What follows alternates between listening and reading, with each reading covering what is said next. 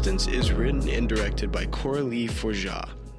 Now, The Substance is a very interesting movie, a very creative movie. It's definitely outside the box, and it's quite kind of why I like it. But that also is why a lot of the reviews on IMDb are calling it a very B-like movie,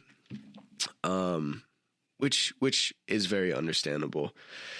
This movie follows Demi Moore, a fitness, like an 80s fitness instructor turned actor. She is very famous enough to have her own star on the Hollywood Walk of Fame, which they really, really, really nail that in your head. And she's getting older. We're now in modern times. The confusing part about this movie, I'm gonna say, is we don't know the time range at all. We don't know where we are. We get the feeling like we're in the 80s. There's a lot of hints, and there's a lot of like clothing choices, a lot of just stylistic choices in this movie that make you think you're in the 80s, but then they whip out a smartphone and you're like, okay, so where are we? I have found out, though, that this movie is set in present time, just with an 80s type of vibe. But we follow Demi Moore. She's older now. She got cut from her fitness show that she's been doing for years, which is, of course, very devastating to her. This was her life. This was her upbringing. Now it's gone. She's cut. And that is mainly, it is the reasoning that she is now older. Her manager or director of the dancing instructing show is getting rid of her because she just doesn't look young. Now, me personally, I think Demi Moore now still is a very, very, very beautiful woman. She's gorgeous. I would be okay with being her husband, but they want us to like really think like, oh yeah, she can't do this anymore. She's too old for this, so that's why she gets released from her job. Now, Demi Moore, devastated, doesn't know what to do with her life anymore. She's gone from the show that she's known for. She goes out for a drive after that whole firing interaction, and she gets in an accident. And in this accident, she meets a young man, and this young man basically slips a little like a computer sticky thing, thumb drive. They stick a thumb drive. She sticks he slips a thumb drive into her coat pocket as they were checking her out after the car accident. And I will say, she's okay from the car accident. Nothing happened to her in the car accident. It just kind of happened, probably just to get her to the doctor's office for the story. But he slips this thumb drive in her coat pocket. And this young man is a very good-looking young man. He has blue eyes, clean, like purely clean skin. He just a very dapper young man. And you wouldn't think anything else of it. But he slips, a thumb drive into her coat pocket, and she finds this thumb drive, not knowing exactly what it is. All it says on it is just the substance. So not a lot of explanation with why this thumb drive is in her coat pocket. But she gets home, pops the thumb drive in. It's just an ad, just an advertisement, basically explaining what the substance is, what it does.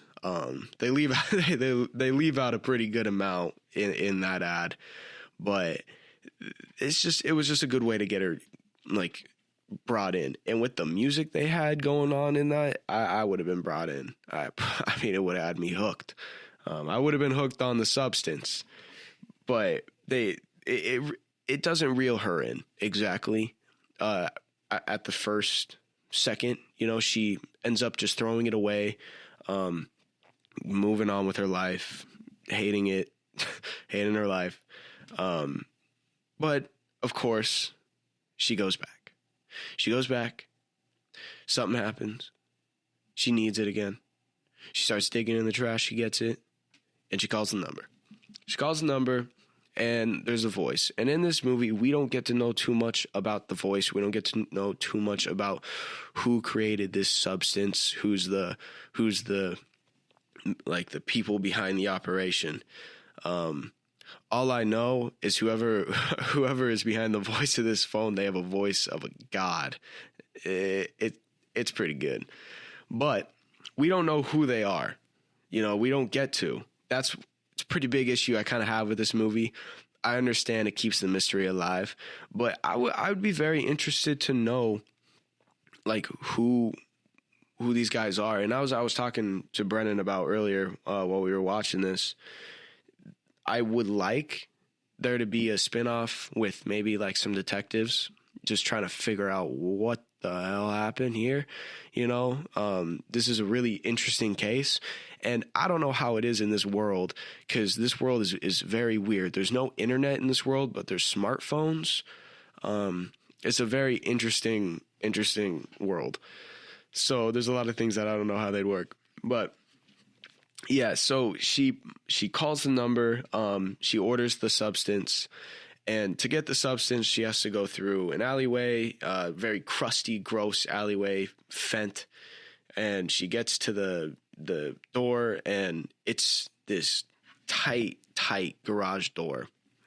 Not someplace you want to get substance from.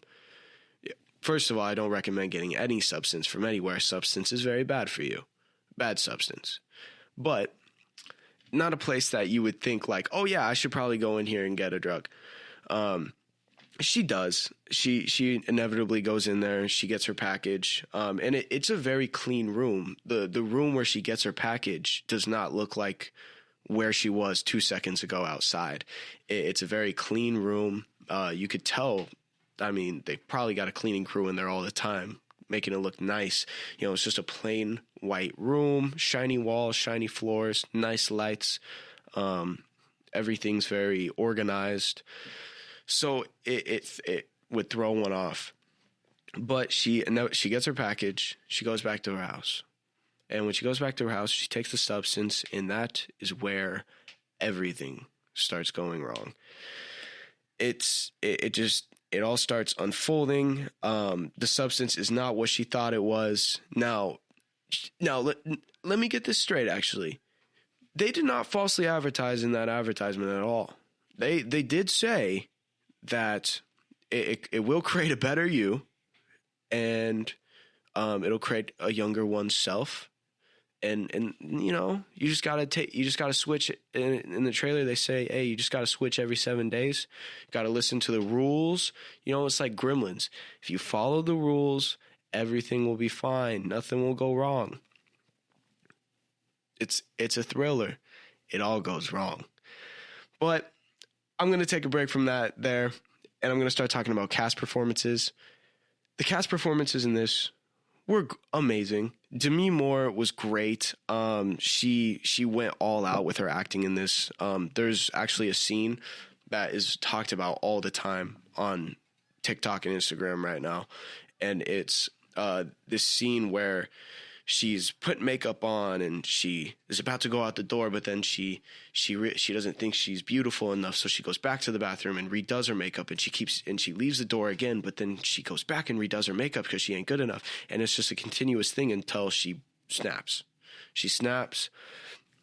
She's like rubbing her face, and actually what I think one of the other actors said in an interview was Demi Moore went so harsh on her own face in that scene that she started like giving herself a rash like all over her face, because she was just in the scene. She's like just so emotional and so broken that she's just like rubbing her face as hard as she can. And it was some really good acting, I mean, to give yourself a rash, that you gotta be dedicated to the part.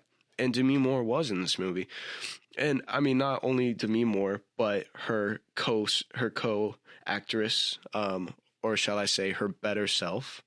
I believe it's Margaret Qualley? Margaret Qualley. It's Margaret Qualley. I know I've seen her in something else. And it dilly dang ain't Stranger Things, because I thought it was for a while. But then Brennan told me that's a completely different girl. Once Upon a Time in Hollywood. That is the only movie that I have seen her in. Okay. In Once Upon a Time in Hollywood, I remember now, I think she was the girl who gave Brad Pitt the cigarette dipped acid, or the acid dipped cigarette. So she knows a thing or two about substances. I mean, but that's the only thing that I can think of her from. But in that, she was actually really, really good in that too. In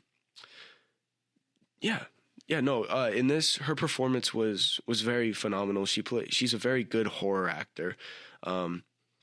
Very, very good scream. If you've watched this for a while, I believe me and Brennan have talked about horror screams before, and to be in like a horror actor, you gotta have a good horror yell or scream. I mean, even if you're a man, sometimes there are men in horror movies that yell. It's got to be good, and she had a really good one. In fact, there were some scenes where she would scream silently, and it still made it heartbreaking. Like, her acting was very, very good in this. Dennis Quaid, you love him. I mainly love him from Twisters. Nope, not Twisters. G's. Gosh, what am I thinking of? I cannot think of it right now, but we've all seen Dennis Quaid from a lot. A Dog's Purpose. There we go. There's one I'm thinking of. We've all seen him from a lot. He's been in more movies than I can think of, that people have seen. Clearly more movies than I could think of. But Dennis Quaid in this movie, if you didn't know, he replaced Ray Liotta from... he replaced Ray Liotta, and Ray Liotta was supposed to play this part. He auditioned for it. He got the role, and I even think they started doing practice runs and everything. But of course, he ended up passing away before they could fully start shooting the movie. Rest in peace. He was a king. He was a great actor. It sucks that his last role was Cocaine Bear. Not a great movie. I don't fully recommend. But yeah. He died. He died that year before he could film his scenes.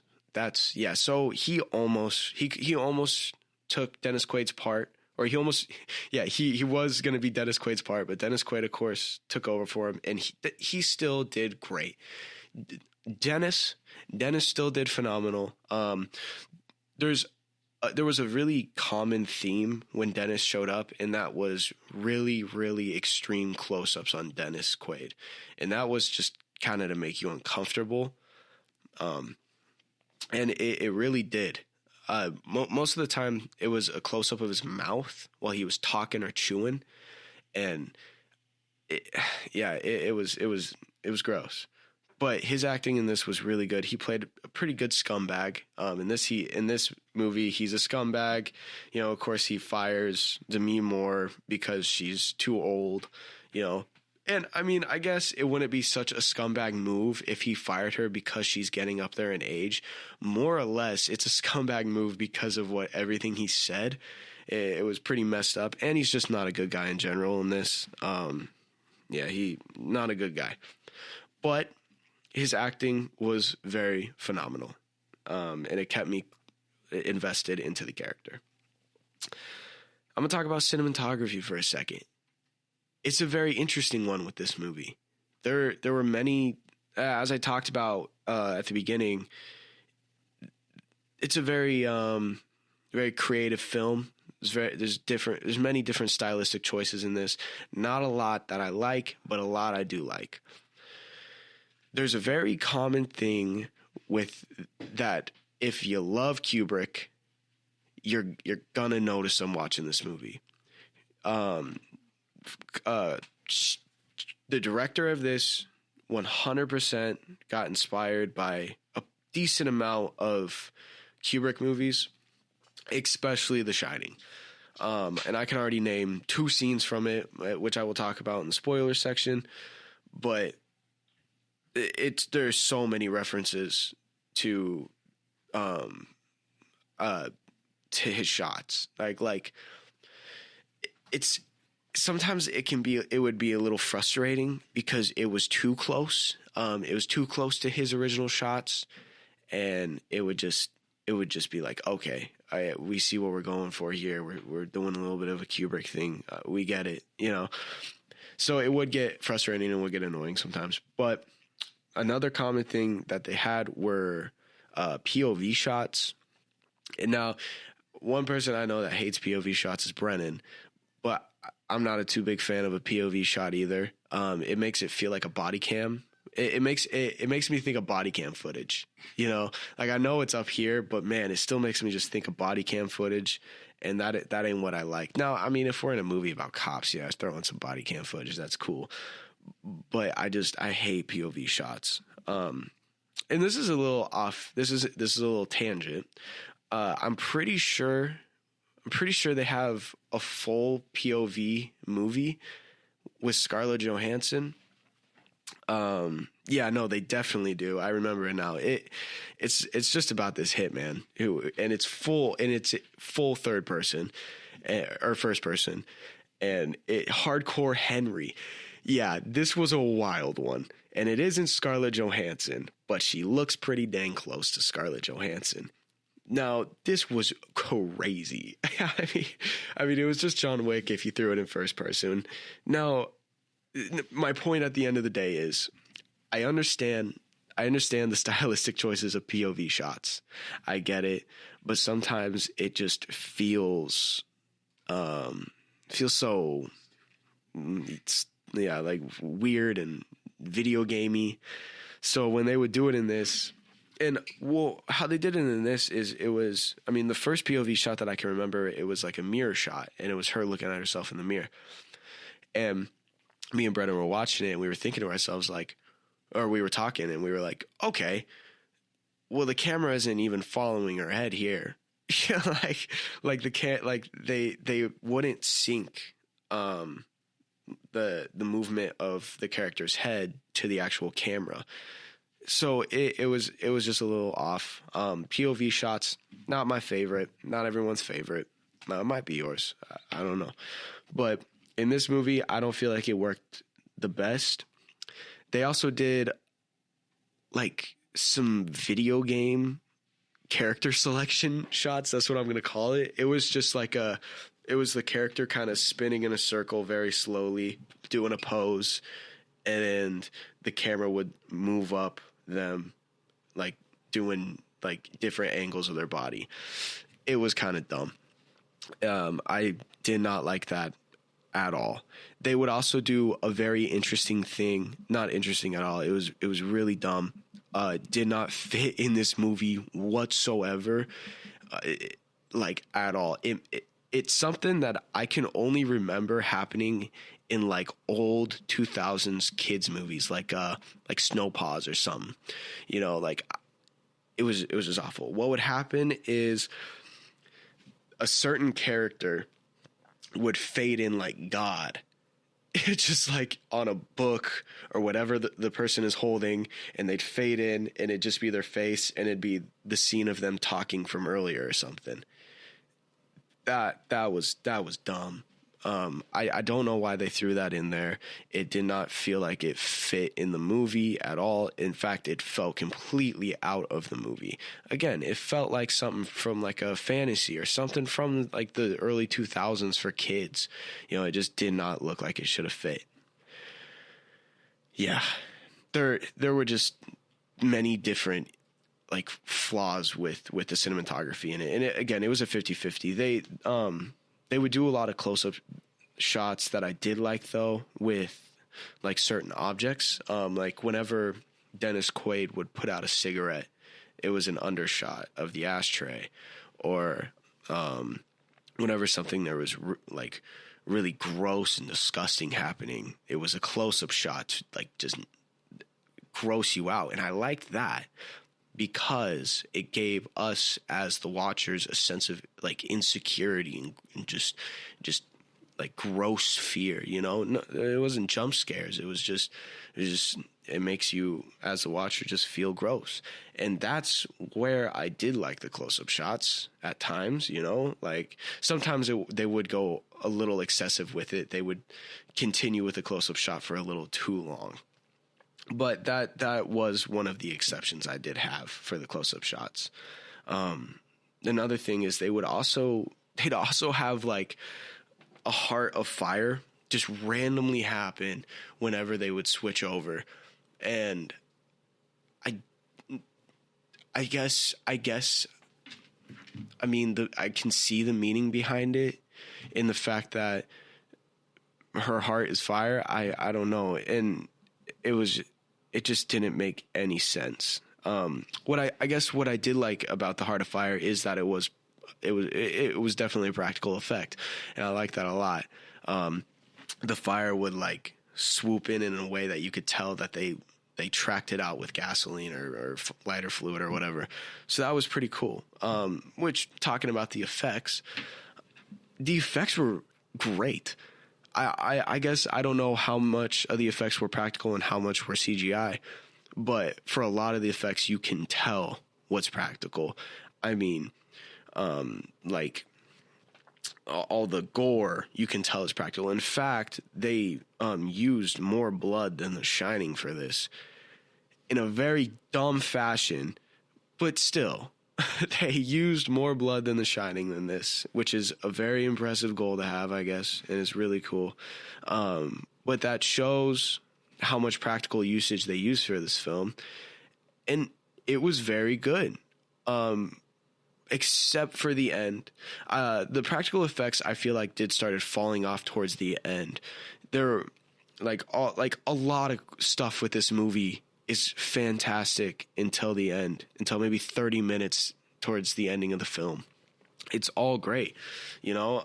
I mean, the practical effects were fantastic up until then, and I don't know if that was just a money issue, but it was very frustrating because I was very invested on how they were doing this. I was very invested on watching, like, okay, how did they get this done? How did they accomplish this? Like at the beginning of the movie, we start out with just a raw egg, and there's a guy who comes in with a needle with a substance scoop in it, and he just injects it into the raw egg, into the yolk. The egg starts splitting in half, creating another yolk. That looked practical. And again, CGI, I'm a silly little guy, so CGI could, you know, be tricking my brain right here, and this could be amazing CGI. But it really did look practical, and if they did that practical, that was amazing. You know, there are many different things about this movie that were very good, and the practical effects are one. CGI, I can't think of too much. I guess the only CGI I can really think of was towards the ending, and I just remember there was some bad stuff with that. But yeah, I think right now we are going to take a break. These days, it's hard to know what's worth watching in the little free time you have at the end of the day. We know you work hard and don't want to spend hours searching for the perfect movie. So make things easier on yourself. Let us do the looking for you. Take a break from work and experience cinema. Then come back and see if we like the movie as much as you. With the New Wave Nerds, you can spend less time looking and more time watching and enjoying your day off. Subscribe today. All right, now that we're back from that little short break, we're going to be talking about the spoiler section, and it is a little wild. As I said at the beginning, what happens after you take the substance is you get another double of yourself. Well, by that sense, I mean a whole person just like rips out your back, and in this, Demi Moore, like her back splits completely open from neck to tailbone. It's a very gruesome scene. Great practical effects, fantastic effects with that. They were amazing. But the person thus rips out the back, covered in goop, and like, I guess I don't know if her internal organs are just made out of the substance goop, because she ends up throwing up all of this like neon green like liquid. That's something I don't exactly know, but it would be something to dive into. So she basically, rips out of her back, and now we have this completely new being, and this being is called Sue. She calls herself Sue. I guess I don't know if they really share the same consciousness at all. It doesn't seem like they share the same consciousness, except for the beginning of when she first rips out of her back. It kind of feels like it, but I mean, there are no memories shared between each other. When they wake up, they have no recollection of what the other one did, except for looking at the room and seeing trash everywhere or what they left behind. And in that case, there's some weird stuff that gets left behind. But they basically just do not correspond with each other. And in fact, they're pretty different from each other personality-wise, I'd say. It's like, so Sue, after she pops out of Demi Moore, decides, okay, we're gonna be the new like dancer of the show. We're gonna take that show back, and that's kind of what was Demi Moore's plan originally, is to go back onto the show and take her spotlight back, but in a different fashion now with a completely different person. And Sue, being Sue, very beautiful, very gorgeous, gets the part. She is now going to be a star. She's going to be famous. Problem is to be a star, you have to take a lot of time out, and in that case, she can't, because she has to split it up every other week. They have to switch bodies, and it's a weird process. There's 2 different tubes, and when they want to switch bodies, they just swap blood, I guess. I don't exactly know how it works, but they swap blood, and the switch happens. And next thing you know, Demi Moore's awake again, and Sue's asleep. I guess I should say Demi Moore's name in this movie is Elisabeth Sparkle. A little funny. But her name's Elisabeth Sparkle in this, so I'll just start calling her Elisabeth. But Elisabeth and Sue now are switching it up a lot. Different personalities, but messing a lot up for each other, because they're like bickering sisters at this point without even like meeting each other. You know, they're just doing stuff to frustrate each other and to get back at one another at some points, you know, as one is awake. And that all originates because Sue, she does not follow the rules at all. She completely disregards the balance. She doesn't follow the balance. It doesn't correlate to her anymore because of how much the fame has overtaken her. And disrespecting the balance means it's going to mess up the Matrix. And I guess I should also say, sorry, Elisabeth is the Matrix. She's the host. She's the home, I guess, shall you say. And you have to take care of that body to make sure that Sue can go on living. Well, that's also Sue's responsibility, and she messes that up. Sue doesn't listen to that at all. She breaks the balance completely. It starts messing things up for Elisabeth. And next thing you know, they go off 7 days a little bit. Sue goes to bed finally. Elizabeth wakes up, and when Elizabeth wakes up, her finger is like gross and old and gray and crusty and wet. It's a weird combo, but it gets the point across that something's going wrong every time you go over the 7 days. Well, that makes Elisabeth a little angry. So Elisabeth goes on a bit of an eating binge and eats almost everything in the house. And we're talking everything. Like, she raids the fridge, and it's bad. But when Sue does wake up, she gets like a there's like a chicken leg in the side of her, and it just kind of in her ass a little bit.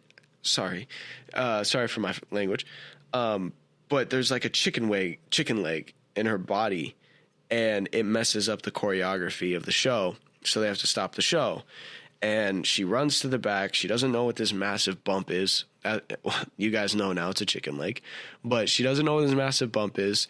So she starts doing the impossible and moves the chicken leg to the side of her ribs and then pushes it to her stomach.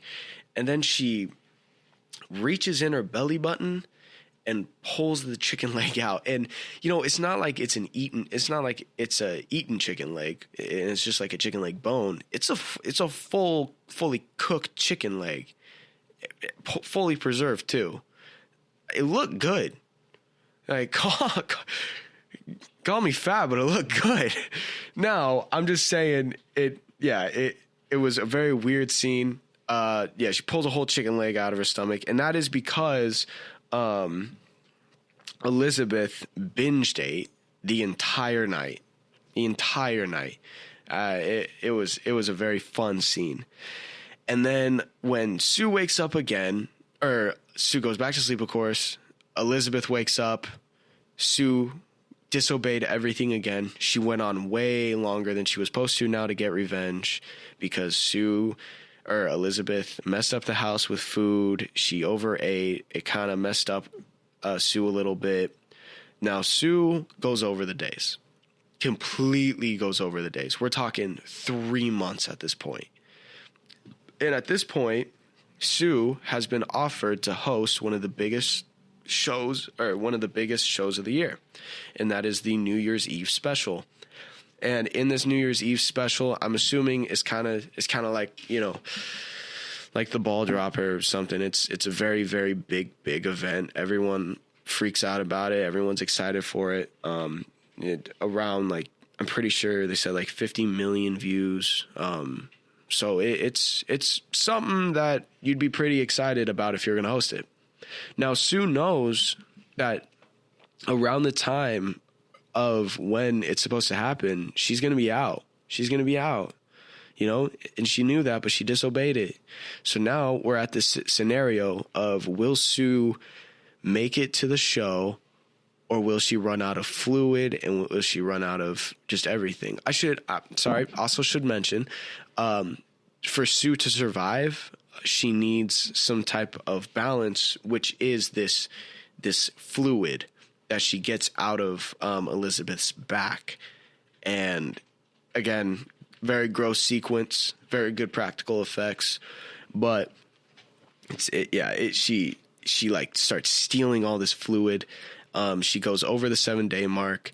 She's draining Elisabeth of the fluid, and Elisabeth has been asleep for 3 months, so she can't do anything about it, you know? So Sue runs out of fluid. She doesn't know what to do. She gets to the show. Things start going wrong. Sue, wait. I'm so sorry. I forgot to mention a pretty important part.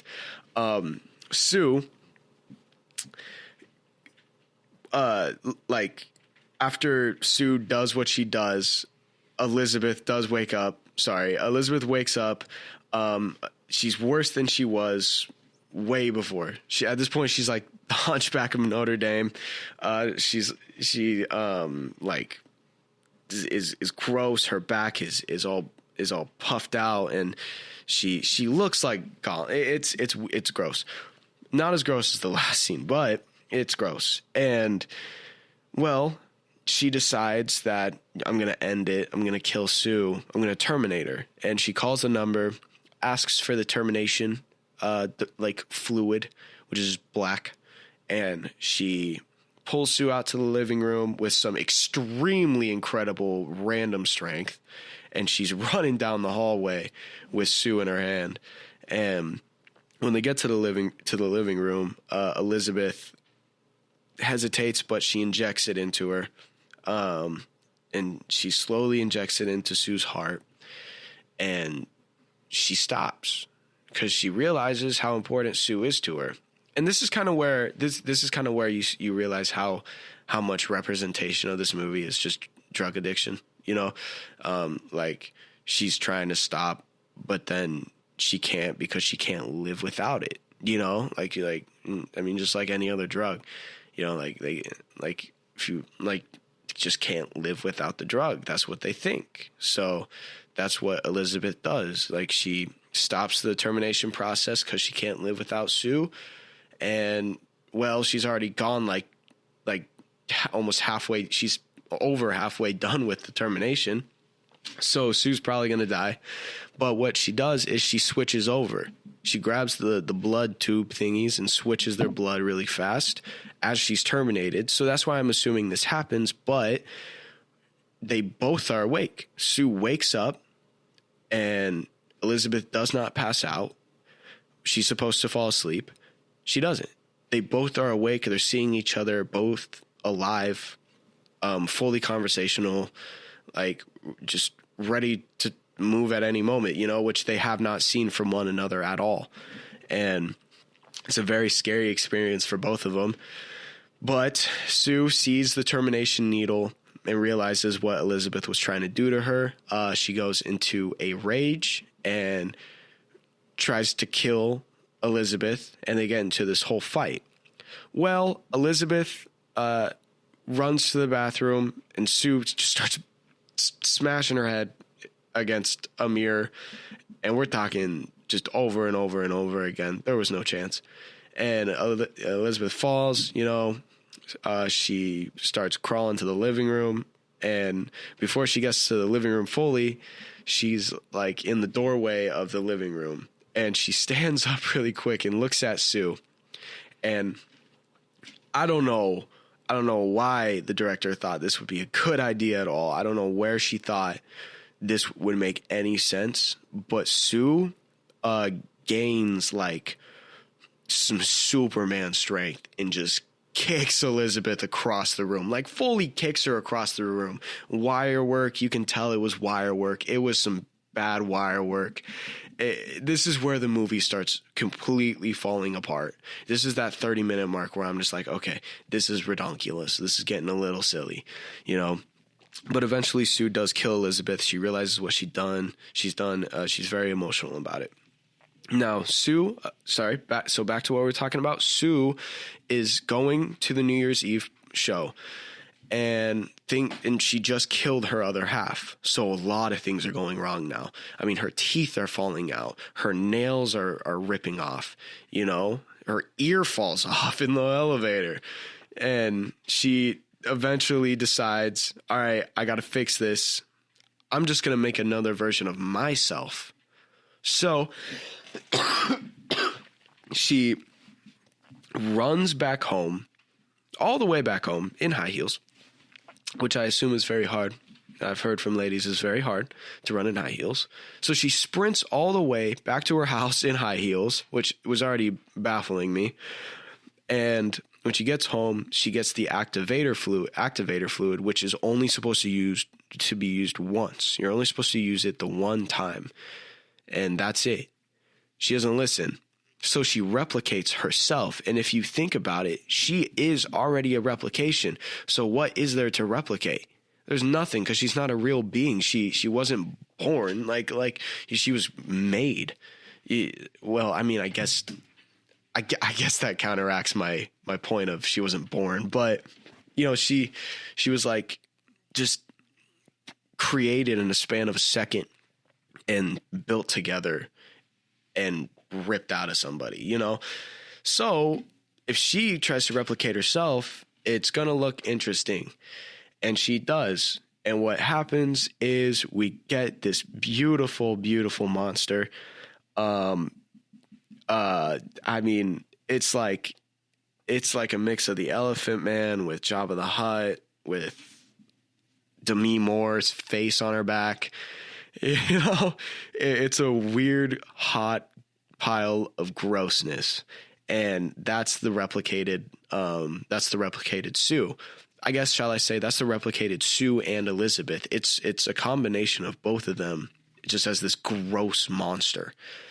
And this new gross monster decides, okay, we're going to do the show anyway.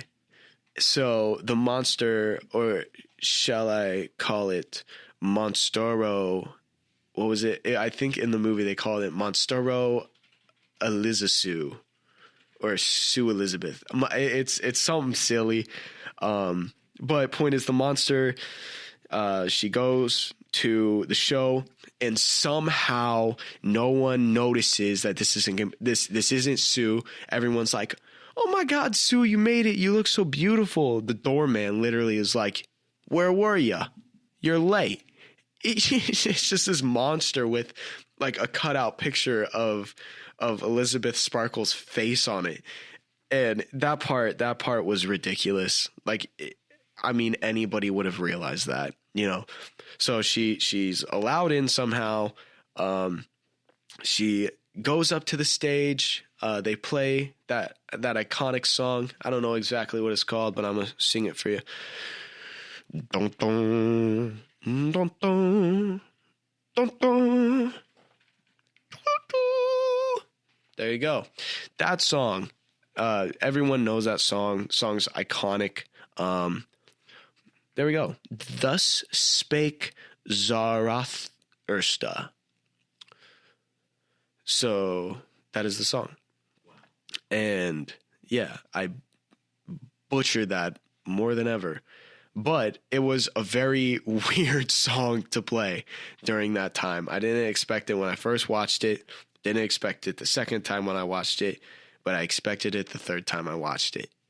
Now, it was still really, really weird. I don't know why they threw that song in there.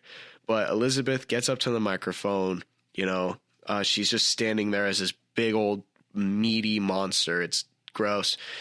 And then the mask falls off and everyone freaks out. The mask falls off and everybody freaks out.